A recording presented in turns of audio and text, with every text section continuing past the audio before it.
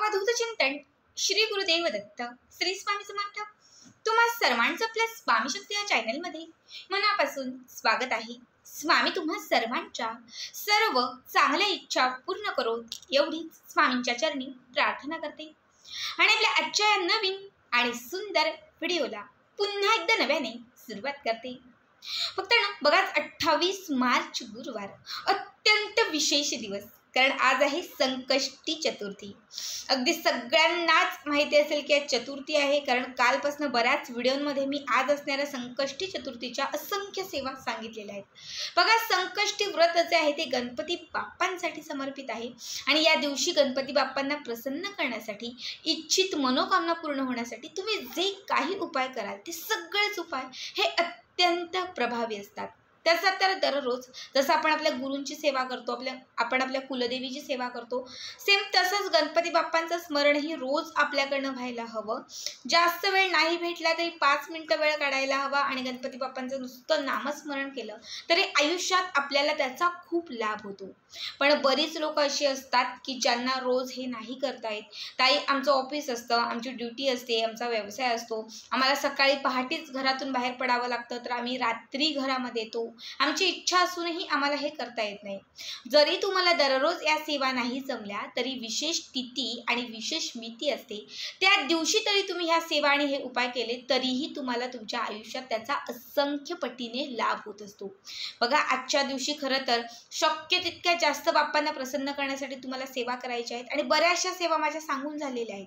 पण ज्यांना कितीही प्रयत्न केले तरी वेळच नाहीये की ताई आम्हाला नाहीच पॉसिबल, आम्हाला नाहीच जमत, त्यांनी फक्त एका ठिकाणी बसा, गणपती बाप्पांची प्रतिमा डोळ्यासमोर आणा, जर घरात असेल तर देवघराच्या समोर बसा आणि 5 मिनिटं फक्त गणपती बाप्पांचा जप करा।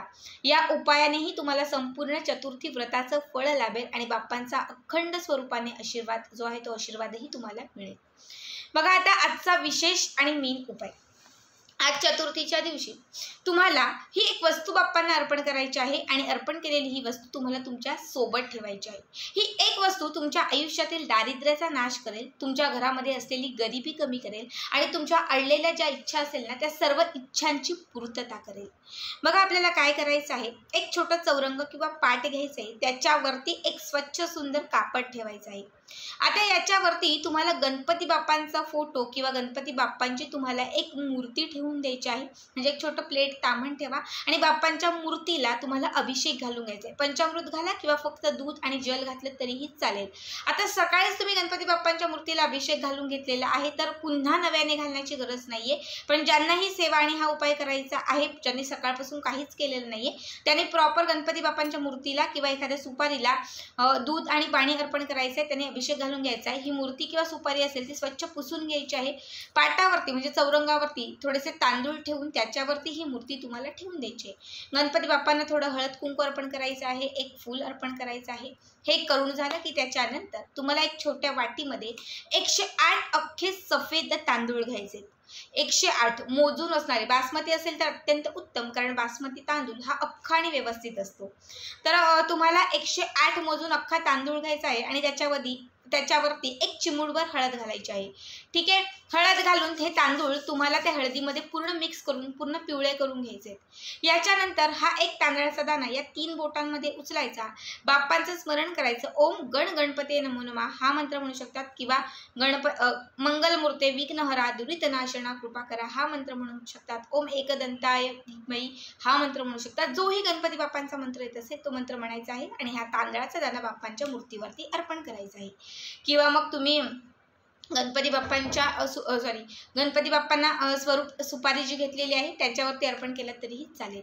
असे एक एक तांदूळ करत तुम्हाला संपूर्ण 108 जे तांदूळ तुम्ही घेतलेले आहेत ते तांदूळ गणपती बाप्पांच्या मूर्तीवरती अर्पण करून घ्यायचे आहेत। त्याच्यानंतर 3 उदबत्त्या प्रज्वलित करायच्या आहेत।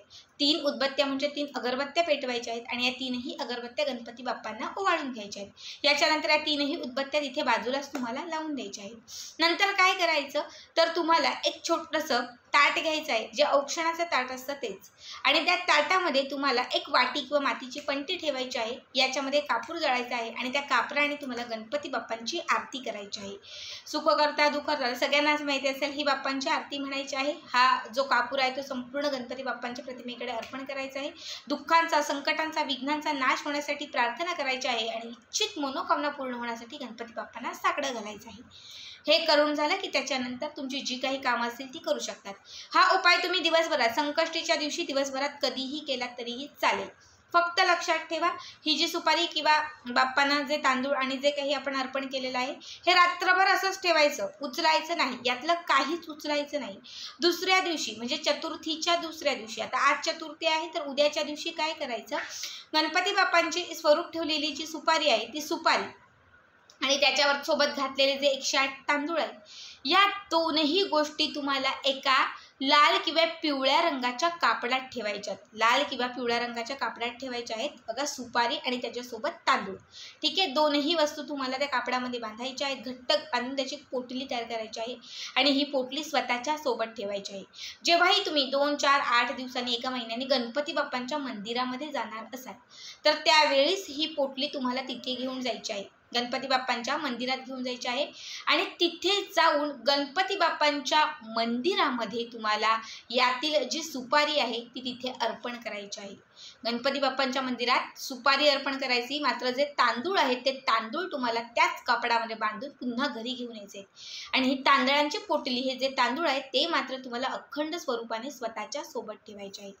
बघा, हा एक उपाय तुमच्या आयुष्यातील दारिद्र्य संपवेल, कितीही नकारात्मकता असेल ती संपवेल, कितीही मोठ्या अडचणी येत असतील तर त्या नष्ट होतील आणि तुमची, तुमच्या मुलांची, तुमच्या पतीची भरभरून प्रगती होईल. खरं तर तांदळाचा आणि अक्षतांचा उपाय हा चतुर्थीच्या दिवशी विशेष महत्त्वाचा असतो. जेव्हा तुम्ही पांढऱ्या तांदळांना खरं तर हळद लावाल, हळद ही माता लक्ष्मीला, भगवान श्रीहरी विष्णूंना अत्यंत प्रिय आहे. जेव्हा हे तांदूळ तुम्ही हळदीत पिवळे करून गणपती बाप्पांच्या त्या सुपारीवरती अर्पण कराल, त्या क्षणात माता लक्ष्मी, भगवान श्री विष्णू आणि गणपती बाप्पा या तिघांचाही आशीर्वाद तुम्हाला प्राप्त होईल आणि त्यावेळेस तुम्ही ज्या इच्छा व्यक्त करत असाल त्या इच्छाला ते तथास्तु म्हणत जातील, ज्यामुळे तुमच्या सर्व इच्छा पूर्ण होऊ लागतील. जेव्हा तुम्ही दुसऱ्या दिवशी ही सुपारी, हे तांदूळ स्वतःच्या सोबत ठेवाल, ही सुपारी बघा, सुपारीचा उपाय खरं तर गुरुवारच्या दिवशी लाखात एक असतो आणि गुरुवारच्याच दिवशी चतुर्थी आल्याने जेव्हा तुम्ही ही सुपारी बाप्पांच्या मंदिरात जाऊन तिथे अर्पण कराल तेव्हा तुमच्या दुःखांचा, विघ्नांचा, संकटांचा नाश होईल आणि तुमच्या आयुष्यात तुम्हाला जे काही हवं आहे त्याची प्राप्ती होत जाईल.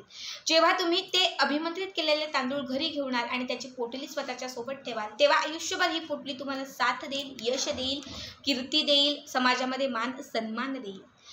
अत्यंत साधा आणि सोपा उपाय आहे. प्रत्येकाने न चुकता हा उपाय आवर्जून करा.